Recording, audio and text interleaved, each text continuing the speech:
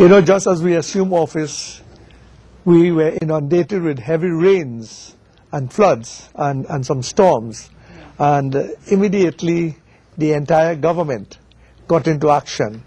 And community development was one of those ministries that were in the forefront of these services that we render to communities. And so I remember in my own constituency, where in the Gasparillo area, along that Gasparillo River, all the villages along that river were inundated with flooding, and we had to address the issues. I recall spending nights there with the constituents, trying to alleviate the problems they encountered because of the flooding and so.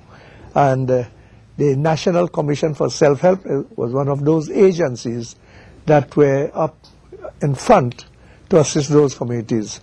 And they provided a lot of amenities. We provided foodstuff for those who were affected. We also prepared the temporary shelters in the schools to assist them on a temporary basis as well, where we provided prepared meals as well. It was quite a challenge because these schools are not all fitted with the facilities to accommodate persons on these occasions. But it turned out the service was good, people were satisfied, and then we removed them back after we gave them grants to repair those. We replaced the lost fridges and stoves and beds and so. And it was a joint effort with other ministries as well, with the Ministry of Community Development.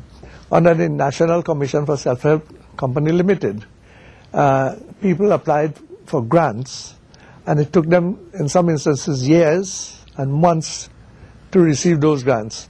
And when I came into office, I gave them a mandate that wherever you have natural disasters and fire victims, we must be able to deliver to them within 7 working days.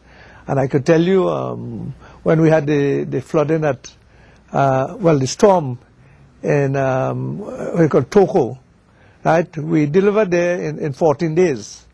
That was the first instance, first experience out. When there was the other hurricane and in Icacos, we delivered in 6 days. And now we have some instances where we have those who suffered from natural disasters, house burned and so, we have delivered in 3 days. And that's in the last week. And this is a tremendous assistance to those who face these trauma. You know, it's really terrible when people lost their homes and so, and they have nowhere to stay. And we could provide them with this instant relief. Almost instant. And I think it speaks very well for the service that we are rendering in the Ministry of Community Development. We have given out 971 MRRG, minor repairs and reconstruction grants. It might sound a small number, but in terms of our limited funding and so, this is quite a bit, and also with the backlog that we had to address. And these were urgent cases that we had to deal with. So therefore we put emphasis on this, and we have delivered 971 of those grants. Right? There is also another aspect of it where we have developmental programs, and that is something we are addressing. I have come across a community, about 10 families, where they have to cross a river every day to get access to their homes and so.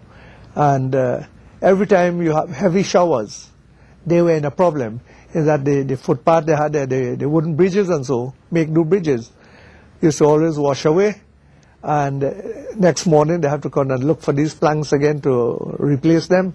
And they came to us, we look at the issues, and within 14 days, we were able to provide them with a bridge that vehicular traffic could get across there. Because before that was never so. And we have done that.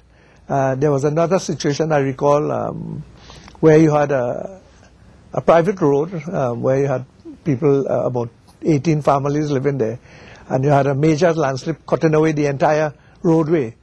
And again, within a 2 weeks period, we were able to put a wall there, a retaining wall, and people are now able to pass again and gain access to the homes. So this is kind of response that we would want to give through the National Commission of Self-Help, and we have now prepared ourselves for that mode whenever there's a disaster and so.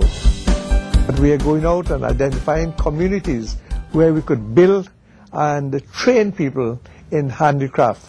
Right? And once we could do this, we are also looking at markets that for export and for local sales of these items as well.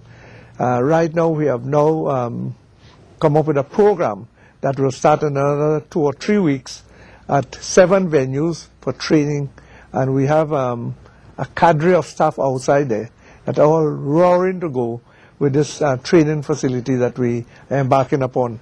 It goes more than that as well. When we introduce these programs, when people come together, really, they're creating a camaraderie in communities.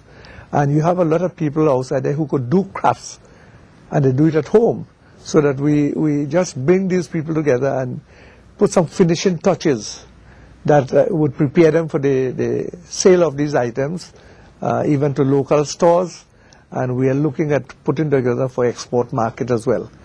We haven't exported anything considerably as well, but it's something we are looking at, where we could find these niche markets for export and for local sale as well. We have, I think it's 7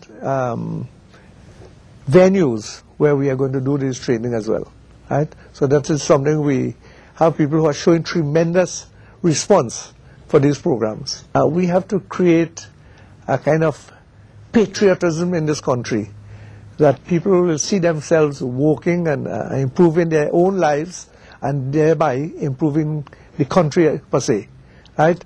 And I'm using this example here that when you train people outside and you grant them skills, prepare them for skills development and so, it means that they will look forward on their own for challenges that will take them to greater heights, right? And uplift their own living standard and so. If we continue with just giving handouts and so, my own view is that, they tend to go below the bars we discussed previously just to access those programs. And I think we have to review those programs and really motivate people to get beyond that barrier and so. And we could do this by a number of other programs. There are pockets of extremely poor family, those are in the lower rung of the economic ladder and so. And we have to find ways and means to support them and uplift them. It's like walk along with them as well. And this is what we would want to do in community development.